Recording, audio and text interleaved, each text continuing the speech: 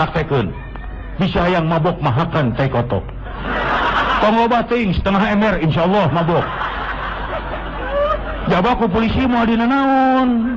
Mun ditanya goler kunaon ye? Darti kotok Pak. Geus. Oh, nu darti kotok dibui.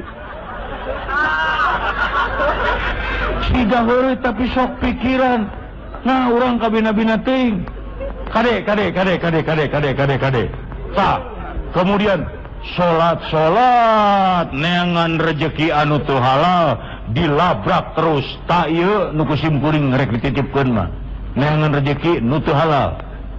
Margi Rasulullah pernah mengingatkan, sayati zamanun ala nasil la yubalil mar'u ma'akhaja minhu aminal halali aminal haram. Menurut Rasulullah bakal datang suatu zaman di mana orang mencari rezeki tidak peduli halal dan haram, yang penting hasil. Moal cirina zaman ayeuna nya Bu. Ayeuna mah waranian tingali berita koran, tingali dina TV, berita bangsat unggal poe aya. Timiti bangsat hayam nepi ka bangsat miliaran aya. Sigana jelema zaman ayeuna lamun teu maok nyeri awakna teh. Taya dongeng ieu, dongeng bangsat. Ieu mah dongeng. Ieu dongeng bangsat. Bangsatna bangsat kalapa. Ari malingna tengah peuting, terekel naik kana tanggal kalapa da sepi. Keur di luhur ngalaan kalapa, nu boga tangkalna keluar, barang ret ningali bangsat langsung ngamuk. "Hei, keur naon maneh?" Eta bangsatna henteu gugup. Kalau ka ungeuk bari nanyakeun, bade tumaros Pak dupi jalan ka langit ka dieu. Nu bogana ngahulang rek ka mana ari sia. Geus eta mah tong dipikiran. Salah satu contoh neangan rezeki teu halal zaman ayeuna ieu, kade. Bawa ka Bogor geus loba. Salah satu contoh neangan rezeki teu halal, tah anu disebut suap menyuap, sogok menyogok, kade. Ayeuna mah hayang lancar gawe, hayang kapilih jadi anu duit teh. Hayang ieu duit geuning sok aya ala ibing, ayeuna mah hayang jadi mah kudu main ieu. Contoh di hiji kantor, geus kantor nama naon lah, ngaranna CP Brekbek atau PT Adu Belajar. Si ibing boga jabatan penting. Aya jelema penting mah tanda tanganna mahal. Jol hiji bapak, punten Pak Ibing nyunkeun ditawis istirahat, mana? Kudu mah beres. Tret. Kumaha cek si ibing, aduh nggak bisa cepet-cepet nih, 2 minggu lah. Aduh Pak Ibing udah serat nambah dianggap pageto, oh mal bisa. Kahiji pegawainya lagi sibuk, kedua usum hujan, katilu encan usum duren, kaopat monyet lekok, kalima cucurut monyong di tayangan we. Aduh atuh Kang Ibing sing hawatos lain teu hawatos teu bisa. Aduh nyimpen tulung teu bisa. Teuing ngeluarkeun amplop. Nyunkeun kebijaksanaan Pak, ieu mah etan-etan kanggo meser monyet. Ari geus dibere kebijaksanaan kumaha cek si Ibing. Sebenarnya mah berat tapi tong loba omongnya. Lamun saya si Ibing wani sogok menyogok, wajaran Islam diancam ar-rosi wal murtasi finnar, nu nyogok jeung disogok asup sia ka neraka. Duanana hati-hati, cek bahasa Inggris nama be careful. Terang Ibu be careful? Adina bicio? Bicio, bimimin, be careful. Zaman ayeuna mah sogok menyogok teh teu kaciri. Ibing ieu mah lain nyogok, da saya mah teu menta. Di mana sok ayeuna disogok menta? Aya nu mani nyarita, sogok abdi sok, sogok, yo cek be ku abi. Ayeuna mah tong bapak-bapak, tah ieu ibu-ibu. Ibu-ibu mah kaum wanita, istri mah lemes perasaanana. Wantun ibu nyarita kitu ke bapak budak, sogok sok, ya sogok suah. Belum lagi, kulullah min nabata min haramin fannaru aula bihi. Setiap daging yang tumbuh dari rizki yang haram, api neraka jahanam lebih berhak untuk menyiksanya. Lamun urang dari rezeki nu haram, maling, nipu, korupsi, suap menyuap, jadi daging bagian neraka jahanam. Kumaha lamun kadar ku anak urang, ieu nu ngeri mah. Bagaimana kalau rezeki itu mengalir dalam darah anak? Tega ngagabruskeun barudak. Rek kumaha urang jadi budak, boga budak soleh dari para banana ku rezeki nu salah. Ibu hoyong gaduh putra soleh. Ari budak soleh teh lain harti ngaranna kudu diganti jadi soleh lain. Sabab lamun lalaki ngaranna soleh kabeh, urang lieur nepikeun talata. jang soleh bejakan ka uas soleh isuk di daguan di imam soleh jeung aki soleh kade si soleh jeung si soleh sampur sok nu dititah teh hidup soleh cil bener tuh nah ieu tah enak bagian akhir ceramah geus tong panjang teuing ieu seueur sepuh nu ningalian eroji oke sekedap deui Pak kagok bagaimana caranya supaya orang ulah tiga berus neangan rezeki nu teu halal di zaman yang begini mah geus lah sing paling tersyukuran we tasakur bi nikmah waskuruli wala takfurun mangka salukur ulah kufur nikmat la in syakartum la ajidannakum kalau mau bersyukur ditambah itu kenikmatan wala in kafartum tapi kalau kufur nikmat inna azabillah sadid azab dari Allah tu berat orang mau kuat salah sahiji cara yang bisa menimbulkan syukur paribasa Sunda tunggul kasempurna ya ingat wae aing ka imah mitoha aduh Gusti kumaha ieu teh buku jadi ingat kasempur soalnya dia teh nyimpang aduh Gusti tunggul kajukut tangah kasarapan hartina hirup man tong ningali wae kaluhur bandingkeun ka handap da melihat ke atas terus malain syukur hawa nafsu ngabanding-bandingna kaluhur batur mah imahna gedong gede saya mah jeung heureun jeung bilik tong ningali kaluhur tingali ka handap berapa banyak orang nu can boga imah anu rumah tangga anakna 5 genep masih kene caricing di perumit perumahan mitoha tinggal ngadaguan diusir batur mah gaji sebulan bisa meuli motor tingali ka handap berapa banyak sarjana ge yang nganggur anu can digawe apa teu bersyukur khusus keur ibu-ibu kaum wanita karena pengaruh wanita mah gede Hina linnasi hubus syahawati minnan nisa'i dijadikan laki-laki itu cinta dan syahwat para wanita tuh ibu mata lamun saroge lamun salaki ngareret tinggal nu geulis entong sok ngambek malah mah kudu bersyukur alhamdulillah nuhun Gusti geuning salaki abdi teu normal keneh tah katibatan ke salaki hayo we ngareretan mebikang berat menang ningali nu geulis menang sakali eta dari Allah 2-3 kali jangan dari setan sakali we aduh gelis Allahu Akbar geus kadu-kadu anu teu meunang di mana imahna nya eta wanita yang sulit bersyukur sok ngabanding-banding salaki jeung suami orang lain pa salaki batur mah manglikeun kongkorong gope sakali pa salaki batur mah imahna geus dirotengkeun pa salaki batur mah geus ganti mobil pa salaki batur mah ajak jalan ke luar negeri pa salaki batur mah tapi aneh mun aya salaki batur kawin deui kunaon tara dibandingkeun aya ibu nu wantu nyarios tu bapak salaki batur mah kawin deui nyari bapaknya ngeunaheun paling ngecek bapak teh sebenarnya mah tapi ya terpaksa lah atawa lamun aya salaki batur maot kunaon tara dibandingkeun aya ibu nu wantu nyarios ka caroge tu bapak salaki batur mah maot nanya bapak mah hirup keneh nah ari sia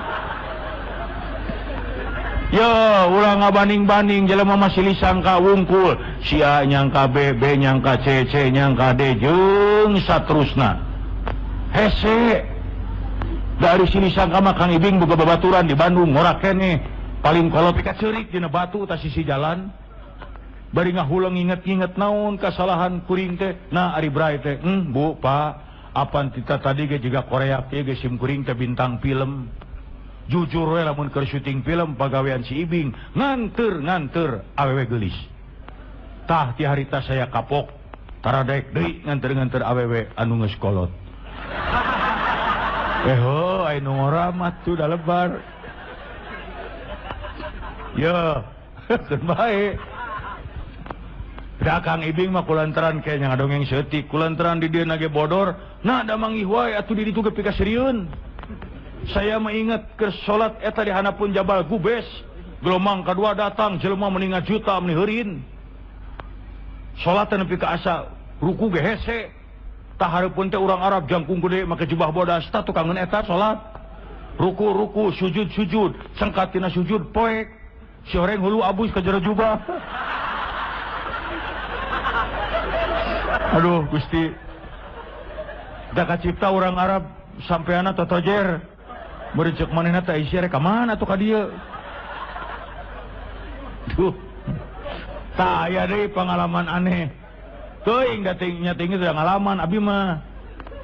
Pertama kali rek init mah di bejaan kade cenah. Hari adat istiadat urang di Tuma, urang Mekah jeung urang Indonesia beda. Di ditu mah bu lamun sepuh cenah diceklan jangot we, moal ngambek. Sok di urang mah ceklan jangot kolot. Ditonyok ka urang. Tadi ditu mah kitu cenah asa ulah ditepak bujur. Aya di cepangan jangot mah teu naon, aya simkuring mah jelema lenger, dibuktikeun ta. Jam 10-an isuk-isuk lah jam 11 berang. Hareupeun kantor pos deket Masjid Jin. Di ditu aya urang Arab jagung gede make jubah bodas, kuring ti dieu kaitukeun. Jangot teh panjang, cilang-cileung geus sasaha. Wah, cobaan sia nekat deh urang mah. Geus pareup-hareup kerewek we. Assalamualaikum Haji. Ai celenggeng teh, ka ibing abdi mah urang Bandung. Waduh era. Nah, siga heureuy tapi nyan intina aqimus shalah, dirikanlah salat. Kernaon urang mieling muludan ari salat ditinggalkeun? Percuma. Ayeuna mah aneh. Lamun tadi isuk-isuk lebaran, apan urang teh sibuk, anu mawarantang, nu kami toha, nu ka ditu, nu ka dieu. Beurangna lebaran reupeting tuluy salat subuhna sepi masjid. Ditaroskeun teh ka Bapak DKM, rupina mah cara pekene har. Aya itu perintahna aqimus shalah, dirikanlah salat. Tapi teu naon teu salat ke cara pekeneh mah. Eueuh teu salat. Paingan Rasulullah ngajarkeun ka urang didik salat mah sejak anak umur 7 tahun.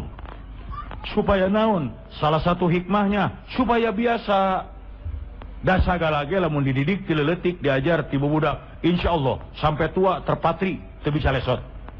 Contoh teu kudu jauh. Tah si ibing. Lain kiai, lain ajengan, lain ustad pila kadar ge bodor, tapi geuning alhamdulillah hasil didikan kolot, lain sombong. Dididik ti leuletik diajar ti bubudak tah, ku indung, ku bapa, ku nini, ku aki, dahar sangu. Alhamdulillah. Umur ayeuna geus 60-an tahun daharna kejo keneh. Lantaran naon? Didikan kolot. Sok urang baheula lamun ku indung bapa dididik dahar jukut ti leuletik. Dinu hajat teh namru we jukut. Taya contoh didikan kolot nu salah. Mun aya budak cerik ti peuting, supaya repeh didik ku indungna. Hayo jempe. Ulah cerik peuting, tatangga gandingeun. Eta nu alus mah. Apan kolot urang masalah ngadidikna. Budak cerik supaya repeh disingsieunan. Halik sia jurig tah. Mimiti sia ngacaprak. Rek teu ngacaprak kumaha da indungna ge can kungsi neuleuh jurig. Aya ucing me disada di luhur kenteng, tah ditumpakan jurig. Geus puguh ucing beger.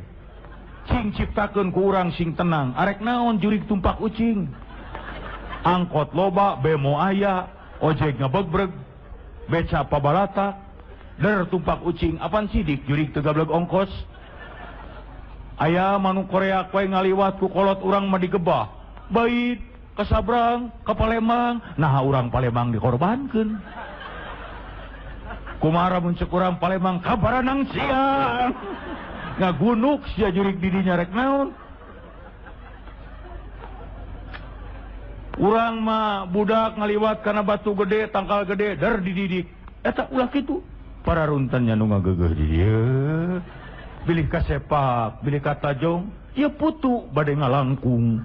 Tuh nyebutna ge putu lain jalabria. Naon akibatna tingali we budak di urang umur 10 tahun hayang kahampan kanu poe geus teu wani. Lain kikituan atuh. Di urang mah jurig digedekeun ai ka masjid hese. Eukeur mah eukeur dina TV ena teh loba jurig teh. Dina acara ieu jurig. Ya Allah, si ibing mah wanian kungsi hiji mangsa mah hayang ngetes Jam 12 peuting, jam 1 peuting di gedong kosong, Pak. Sorangan mah baterai we wungkul. Baiklah kumangke cik urang teh paling kana koran aya pelawak dia akan jurig. Sorangan we ka gedong kosong wani jam 1 banian, Pak. Datang sorangan sepi onan, tapi bener. Aya selengseng bau nu teu ngeunah. Dituturkeun ku simkuring ka mana ya bau jigna terus papai. Eureun didinya di baterean, bener tai ucing.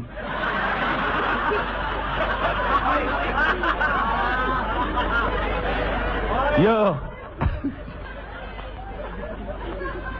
kitu deui salat lamun dididik ti leuletik diajar ti budak insyaallah nepi ka kolot mati heselesot balik ti luar kota jam 4 subuh teu kuat kutunduh dugsek sare karek saparapat jam geus adzan as-salatu khairum minan naum meletet mata da geus biasa coba lamun salat mimitina geus kolot loba gangguan arek salat subuh listrik pareum aliran wah jeung tunu jeung poek jeung lulungu mun riweuh cupu capa neangan tasbih mana tasbih teh ka mana ieu tasbih ari gep indung budak mana ieu tasbih ari gep ieu we heula sementara kaberangan atuh padahal meheug mikir kajeun poek ge mah nya tasbih gede-gede teuing cicing budak tong milu ceuri ieu urusan tasbih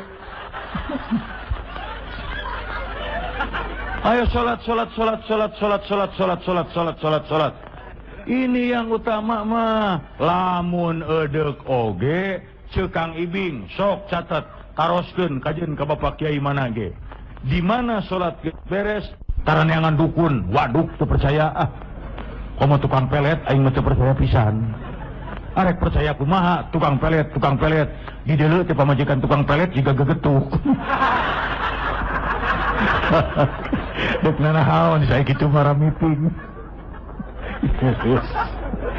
Inung jung sing salamet alhamdulillah siga heureuy tapi nyaan 62 tahun wallahi can ngajaran diletak jurig teuing pait meureun tapi saksian tak usararea wani jurig ngaletak demi Allah diletak deui sia sok jurig letak ku sia aing malam Salasa sia diletak ku aing malam Minggu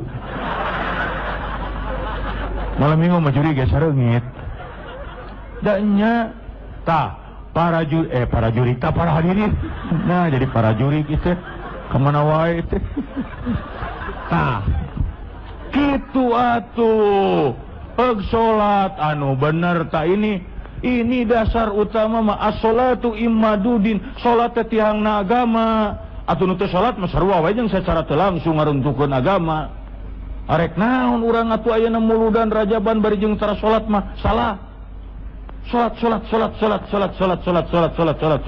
Didik sejak kecil, ajar tibu barudak supaya salat. Ini baru yang utama. Dia mengikuti jejak langkah Rasulullah mah. Hayang minum tapi era, era teh.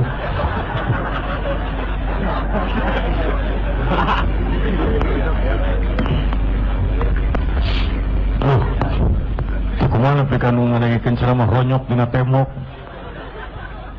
Iya di kolong lega Pak tuh alhamdulillah Kang Ibing saya sholat mah rajin keheula dari urang mah tuh bingung lain naon dia ai kakarak sholat lamun mangihkan nyeri diputuskeun ku kabogoh tengah peuting hudang tahajud ngadareg-deg bijil cimata Allahu Akbar Gusti nyeri abi ku si Eti tah sia meunang we Eti anyar cul eta salat deui oh urang teh panbu ari keur aya aduh da eta kabita lamun ngaos dina riwayat eta Sayyidina Abu Bakar Siddiq lamun bade salat ka masjid nemege abdas raraina tos pias pucet keluar keringet pananganna ngadeg-deg ngeleper eta teh unggal bade ka masjid nu mega abdas ditaros ku salah sawieu sahabat ya Amirul Mukminin naon margina salira upami bade salat ka masjid nu mega abdas tos pias diwaler ku anjeunna nyaraho maneh ayeuna kaula rek ngadep ka saha Allahu Akbar tingkat keimanan yang maha hebat santang tuh Bapak Ustaz kitu sakitu ayeuna Pak dina perang Badar salah sawios pahlawan Islam kapanah panah nancep jero dicabut nyeri da make ruruhit nah indah Pak ieu tingkat keimanan zaman baheula kariwaasna ayeuna mah moal aya wah urang mah boro-boro kitu sub ka masjid salat 2 rakaat Allahu Akbar Allah maha besar hanya Allah nu saja nama leutik PBB rapat RT beas pamajikan mitoha babenyit leutik heuling kabeh yang penting satu Allah ayo urang kumaha sok sub ka masjid salat 2 rakaat. Allahu Akbar. Aduh, senal poho. Tapi dah tadi teka tinihan senal hidung. Wah, kamari ke eueuh sabelah. Mangkaing anyar muli ti Bogor. Cobalah mau dibawa ke jero. Ada jeblok. Bungkus ku plastik. Tapi dah mau naon sami Allah. Kamana ari sia? Coba lamun keur mangika nyeri keur menang musibah sigana aya bom ngabeledag di gigireun moal kadenge piraku atuh urang tere kitu wae. Makana salat. Ini yang utama. Alhamdulillah Kang Ibing, saya salat mah rajin. Keheula tong wakaato. Fawailul lil musallin. Cilaka maranehna nu migawe salat. Nyaho, nu sok salat bisa keneh cilaka. Omon utara mah 3 berusya langsung. Nusok sholat bisa kena cilaka. Anu kumaha? Alladzina hum an sholatihim sahun. Ialah mereka yang lalai dalam sholatnya. Tabu, pak, kade. Bisi urang kasup lalai, kasup taledor. Ari nu disebut lalai teh beda jeung poho. Ari poho mah teu nanaon da poho. Urang keur puasa poho nginum henteu batal teruskeun we da poho. Tapi sanajan teu naon teu dosa nu disebut poho teh anger bahaya. Geura sok bapa ti dieu angkat ka kebun raya leumpang poho teu dicalana. Henteu dosa ngan gila. Jol ngagidi gue. Ditanya ke batur teduaan apa sih? Mun mau budak gitu. Yo, geus keun bae ka mana we ceramah mah. Seri tapi mikir. Ari nu disebut lalai dina salat antara lain inna sholata tanha 'anil fahsya'i wal munkar. Sanyana salat nyegah tina pagawean keji dan munkar. Dina hiji riwayat disebutkeun lamun jelema nu sok salat, salatna teu bisa nyegah tinu dilarang ku Allah, bukan bertambah dekat dia kepada Allah, bertambah jauh. Ai salat rajin tapi bertambah jauh kepada Allah. Karena apa? Salat nu dilarang ku agama dilabrak terus. Salat nipu jalan terus. Salat ngabangsat beuki. Salat ngomongkeun batur jelas. Ta ieu ngomongkeun batur ta, Bu. Kunaon make bu. Di luar negeri mah sok ngomongkeun batur teh ibu-ibu. Di luar negeri mah di urang mah sarua. Bari arisan, bari balanya lamun teu ngomongkeun batur ngadadak jeding. Sagala diomongkeun, tetangga ngabangun imah sa RW nyaho kabeh. Nepi ka nyaho nyicil bahanna. Aya tetangga gelis ku gelisna anyar pindah diomongkeun. Ucu resep ningali ibu teh yang baru pinahnya meni gelis, nyanya meni siga putri, ngan hanjakalnya tamimitina. Kunaon kitu? Ari pamajikanna gelis, ari salakina meni jiga perah bedog. Har Aisyah. Ngadengekeun ceramah Kang Ibing, balik ti dieu tarohan si Ibing diaromongkeun. Ucu ti kadeuketan mah jiga monyet kajeun. Lamun urang sok ngomongkeun batur teh kade wailul likulli humazatil lumajah. Cilaka setiap orang yang suka mencela dan mengumpat, cilaka.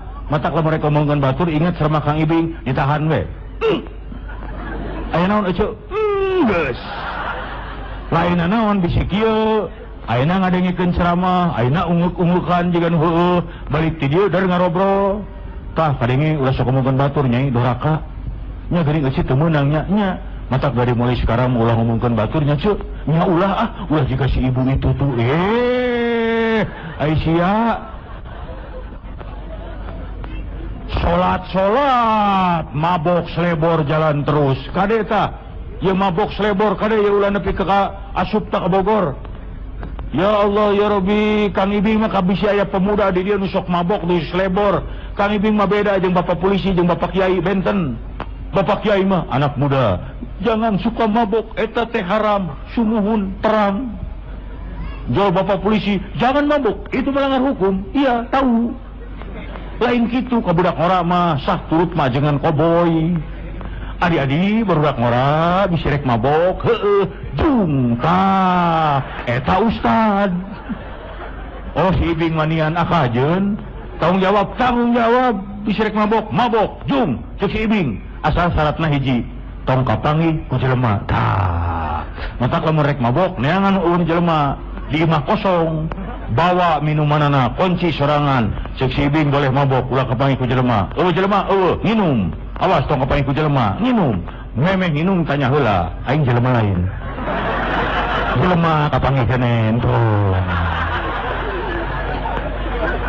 kumaha lamun kieu asup di imah kosong usa nginum memeh nginum tanya aing jelema lain aing mah monyet mangga geura marabok monyet jelema mah ulah monyet mah bebas rek naon mah tahan monyet ya bisa ya barudak ngora anu sok sleber sok mabok entong minum PLBK entong ngitulah lebar duit arak segala jenever entong lebar bisa yang ting mabok di bejaan Kang Ibing ke bubaran tina ceramah ieu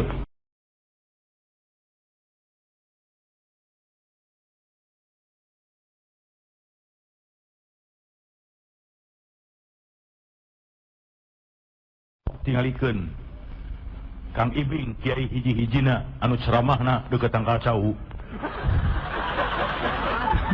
aing mah nepi ka bingung aya kiai ceramah deukeut tangkal cau aduh Gusti aing asa jadi cocodot ye tah urang mieling maulid nabi teh ingin mengikuti jejak langkah Rasulullah laras tebu geus we lah antong jauh-jauh Kang Ibing mangan hiji we salah satu jejak langkah Rasulullah yang harus kita ikuti teu meunang dilesotkeun hiji we nu utama mah aqimus shalah adegeun salat urang mieling rajaban tiap tahun muludan tiap tahun ingin mengikuti jejak langkah Rasulullah itu dalam keadaan sakit masih ke masjid untuk sholat ari urang nu mielingna bari jeung tara sholat Anda telah menjadi seorang pembohong yang besar. Innama yaftaril kadzibal ladina la yu'minuna bi ayatillah wa ulaika humul kadzibun. Sanyana maranehna tukang bohong ini sama dengan tidak beriman kepada ayat-ayat Allah. Mereka itulah orang-orang pendusta. Salat. Kang Ibing malah menceramah tablik akbar jiga kieu terus terang we sok bunga pacampur jeung hariwang. Ari bungahna ieu ngalin hadir meuni pinuh. Lain dangdut, lain layar tancap, lain wayang golek, pira kadar ge ceramah si Ibing penuh siga kieu bunga ieu cirina umat Islam cinta kana ajaran agamana. Tapi sok diteruskeun ku hariwang nama lain naon sok sieun lamun aya ceramah si Ibing penuh siga kieu salat subuh berjamaah di masjid ngan sajajar ge aki-aki wungku. Di Bandung mah nu kitu teh loba keneh Pak di Bandung mah ai di dieu mah sarua meureun da teu terang tapi sing kuring yakin di daerah dieu mah moal beda. Bu Pak jiga heureuy tapi nyaan hati-hati ieu ciri-cirina zaman edan teu percaya zaman edan saksian ku sararea malam Salasa malam Jumaah bulan Mulud bulan Rajab kuburan karamat penuh kudu tinggal loler ari masjid kosong garelo ieu jelema anu hayang beunghar hayang kapilih jabatan hayang naik pangkat hayang tereh jodoh tinggal loler di makam emah takokak bari emah teh buta huruf kabeh kajeun hujan kajeun poek meuni sila emah abi teh hayang geura boga imah ceuk emah teh boro-boro sia aing di kebon awi monyet ke Kang Ibing mah lain anti lain ngewa lain sabalikna karunya ka emahna arek teu karunya kumaha da bangsa aingna lalicik gersok tingali beunghar hayang naik pangkat hayang jodoh hayang tereh ai mere ka emah kopi pahit deui ceuk emah aing dibere kopi wae mah moal bisa hees eueuh ka karunya sia teh ka emah teh ari digeureuh-geureuh ngambek Ibing urang malain menta ka kuburan nyuhunkeun maka Allah kene ieu mah hanya sakadar perantara. Nah make perantara juga jual beli tanah. Kapan geuning urang ge Kang Ibing lamun rek menghadap hiji jelema penting, orang gede, pejabat, tara bisa langsung kudu ka satpam penjaga, kudu ka sekretaris, kudu ka wakilna. Heueuh da eta mah jelema aduh aing mah ye Bu Pak adik-adik cek ajaran Islam jelema mah KBG sarua inna akramakum indallahi atqakum yang dinilai amal perbuatan iman dan takwanya.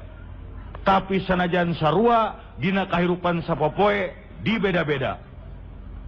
Panjelema mah sarua teu jangkung teu penek teu hideung teu bodas teu dekok teu nongong teu jabrik teu pitak sarua. Tapi dina kahirupan sapopoe sok di beda-beda. Saha nu ngabeda-bedana jelema apan ku jelema dibedakeunana gresok tukang macul jeung direktur moal bisa diuk ngareneng di kantor moal nepi ka buluan belut ge beda we anger ustad jeung koboy dangdut dina onangan tara bareng beda Pak di beda-beda apan di dieu ge beda nu dipayun memake kue nu di ditu mah moal sia nepi ka subuh ge tanu keprok teh hayangeun itu. Heukeuh bae ieu mah ada contoh. Aya teh diomongkeun da kadeuleu. Malah ku beda-bedana jelema mah. Ku beda-bedana jelema mah nepi ka aya bedana antara pupus jeung pae. Beda ari pupus mah pejabat, orang penting, orang pangkat, nu beunghar, eta mah pupus. Anu jajab ka makamna ge mobil ngabring dikawal make sirine da pupus upami paeh mama ngatingali jamin itu aya kagableg anu nganterkeun ka makam teh opatan bari ngarobrol we mawakeun ni da paeh eta mah untung di urang macan aya di Jakarta mah Kang Ibing gogodeg di Jakarta mah kuburan ge geus di kelas-kelas kuburan aya kelas hiji aya kelas 2 bari sarua di ruang dan teu sugan bade di kelas hiji Bapak dikurebkeunana sumuhun ngagalina rada jero abdi mah teu aya biaya di kelas 3 wae bisa tapi sukuna nolol teu bisa nah kawina-bina teuing atuh meureun kacipta di kuburan jelema teu gabeleg marancung ceker marake sapatu kelenci. Ya, geus keun bae ka mana we ceramah mah. Penting marame we. Ada teh mangka siri mah bubar bangsa aing mah. Tah. Ieu bade naon Bapak atuh? Kukulintingan we lieur aing ye. Ini asap pacibu. Budak cicing kolot mui. Tah. Sok rek motret memburu. Tah.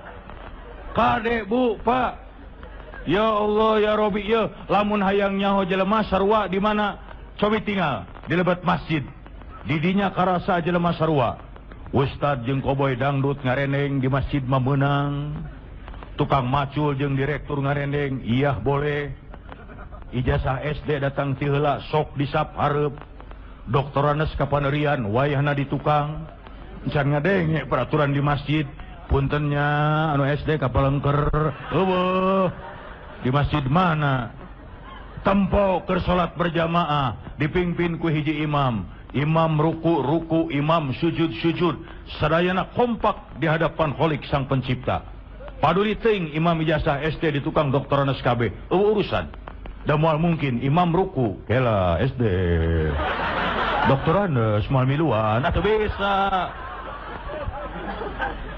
Ya jika seri tapi nyaan lamun geus kitu kunaon arandika kudu make perantara. He Bapak Ustad, he koboy, pejabat, tukang macul, tukang beca, aya pamenta langsung ud'uni astajib lakum. Gera marenta ka kami pasti ngabulkeun. Itu janji Allah. Sarana lain gular-goler di makam-makam nu teu paruguh wa mayu'minu aksaruhum billahi illa wahum musyrikun jeung teu ariman sebagian daripada mereka kecuali imannya pecampur jeung musyrik sedengkeun inna syirka lazulmun azim, musyrik teh dolim nu gede, dosa nu gede. Sakumaha dosa dihampura kecuali satu, menyekutukan Allah, musyrik. Naudzubillahi min dzalik. Lain kikituan, lamun aya pamenta mah apan aya ceuk ajaran Islam, wasta'inu bisobri wasolah. Penta ku sabar jeung salat, eta nu bener mah. Sok udang tengah peuting, tahajud. Beres tahajud pok ngadoa. Henteu bisa ku bahasa Arab, bahasa Sunda we Allah mangartoseun. Hayang naon, hayang beunghar, hayang naik pangkat, hayang jabatan, hayang tereh jodoh, hayang rejeki. Malah hayang rejeki si ibing mamentaana ge rada era, Pak. Rek teu era kumaha da menta rejeki mah geus unggal salat ge. Besok inget-inget eta bari diuk. Warjukni eta bari diuk. Warjukni. Gajung tanyakeun ka ajengan teh menta rejeki. Warjukni. Ngan kulantaran teu ngarti beres salat urang paciweuh. Gusti nyuhunkeun rejeki. Ari nu tadi mah warjukni. Da maneh mah ka mana wae salat teh. Salat. Keung ayeuna mah kade urang sok poho, bisi mah bisi. Baheula mah geuning taun-taun baheula lamun kampanye we kampanye. Wah, ti isuk nepi ka sore hidup. Ai salat lohor henteu, asar henteu ai sia. Balik magrib teh lapar, salat henteu. Salat. Keur nu teu acan salat. Tapi sing kuring yakin anu hadi di dieu mah kabeh ge sok salat. Meureun. Heuh make meureun bisa aya hiji anu encan. Ye lainna naon? Masalakakum fisaqor qalu lam naku minal musallin. Lamun ditanyakeun ka maranehna, naon sababna asup neraka? Maranehna ngajawab, baheula kami henteu salat. Jelas tegas tidak ada tawar-menawar. Nu teu salat catet neraka jahanam bagianana. Kajeun manggil kiai terkenal di luar negeri. Ceramah 2 poe sakali, percuma teu salat mah neraka, jung tanyakeun. Kade salat. Arek kumaha urang tingkatkeun iman takwa. Iman takwa itu salat rek kumaha takwa na atuh. Salat. Duh, Bu, Pak. Kullu nafsin za'iqatul maut, setiap makhluk akan merasai sakit dan mati. Aina ma takunu yudrikumul mautu walau kuntum bi burujim musyayyada. Maut bakal datang mapageun sanajan andika nyumput tina benteng perkasa. Oh. Reueuh gawe pisan ieu mah, nu ngaganggu teh lain bebenyit kolot. Cing kumaha lamun urang ayeuna seserian, ayeuna urang bunga, umpamana ayeuna bunga. Wah, bunga seserian, engke subuh kita dipanggil pulang menghadap hadirat Allah, siksa nu terang. Eueuh nu nyaho. Kumaha lamun ke subuh dipanggil pulang menghadap hadirat Allah. Bayangkeun kumaha lamun can salat. Wah, ngeri, Pak. Dina hiji riwayat disebutkeun, lamun dina hiji poe kaliwat salat asar, sagala amal perbuatan poe eta leungit kabeh pahalana. Terhapus. Urang tadi isuk-isuk nulung nu butuh, nalang nu susah, nyumang masjid, nyumang madrasah, kaliwat salat asar beak ka pahala sapoe eta. Atuh kumaha urang? Cing naon pibakeuleun balik? Tayeu nu ngeri. Cuman satu, rahmat dan pengampunan dari Allah. Rasulullah nu dijamin lebet sorga sadinten sawengi 70 kali bertobat. Ari urang sok pikiran. Naon pibakeuleun balik? Pugu ari ningali di syariat mah. Wah, ieu Bapak Ustad sorban ngagober, pasti ka sorga karek kahayang.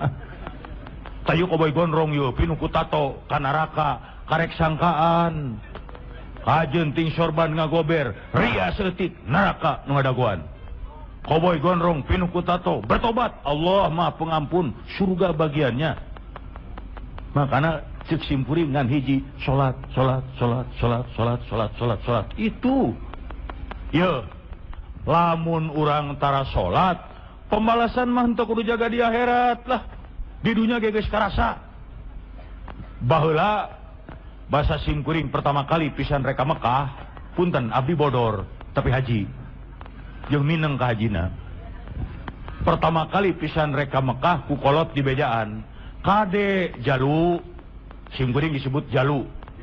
Ari jalu teh hanapun bujal aya hulu. Heuh kapan diganong? Dipungu hanapun bujal aya hulu nu ngaganong gitu. Tong ka mana wae atuh. Kade jalu. Sagala amal perbuatan maneh di dieu, di lembur, di tanah suci masuk ditemrak-temrakeun pembalasanana. Mimitina mah terus terang we di bejaan kitu teh Bu, jeung sirikeun hate mah. Asup ceuli kenca omongan kolot teh bijil ceuli katuhu, tapi sabarakali simkuring ka tanah suci, sabarakali ngalaman nempo kejadian aneh nu teu asup akal. 100% saya percaya, teu bisa dianggap heureuy. Mekah Al-Mukarramah, Madinah Al-Munawwarah, masyaallah. Saya loba ngalaman kejadian aneh, Pak. Saya pernah ningali di Mekah aya jamaah haji anggota kloter simkuring malah. Di Mekah unggal manehna mani caina ngaradak eureun saat. Tapi lamun batur anu mani ngagolontor. Asa si eta mani keur disabun ge ret eureun. Malah gegedor. Cingkang ibing panguruskeun ieu kumaha carana saya unggal mani cai saat. Henteu loba omong dipanggil bari harewosan. Cing inget-inget Kang punten. Garuda sanaon urang di lembur nu aya hubunganna jeung cai ngagukuk ceurik. Aduh rumasa ayi akang cai keur nyawa sok pedit kana cai. Tah lebok sia. Malah aya nu aneh Bu. Apan kari ka Mekah mah kudu sehat. Da teu sehat mah ku dokter kloter ge moal meunang init. Nah atuh ka karage bus ka batas kota Mekah lamun teu sara mah karek bus ka Bir Ali. Langsung ngagerebeg linglung ya. Leungeun teh ngan kieu we jiga nu ngitung duit. Barang dipapai-papai teh tuh muriding cenah keur di lemurna sok rajin ngarenten-rentenkeun.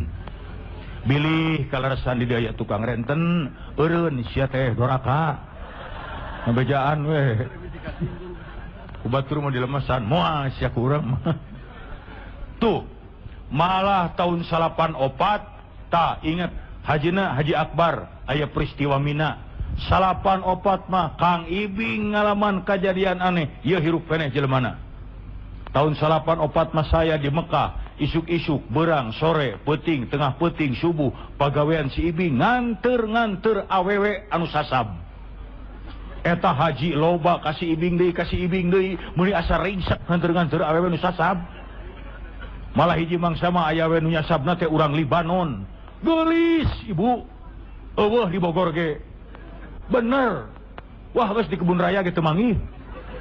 Nah, jika kebun raya itu. Teu mangih. Geulis. Men tadi anterkeun ka si Ibing. Masyaallah. Jujur we kajenting di Mekah nganterkeun geulis mah semangat.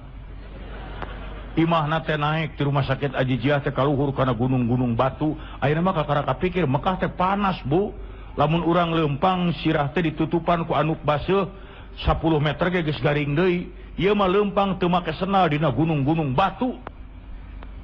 Nepi ka ngahulang tah. Kapanggih saungna teh kemahna ngakuna mah urang Libanon. Begitu beres kapanggih Kang Ibing balikna si Ibing sasab sampai sapeuting Bu.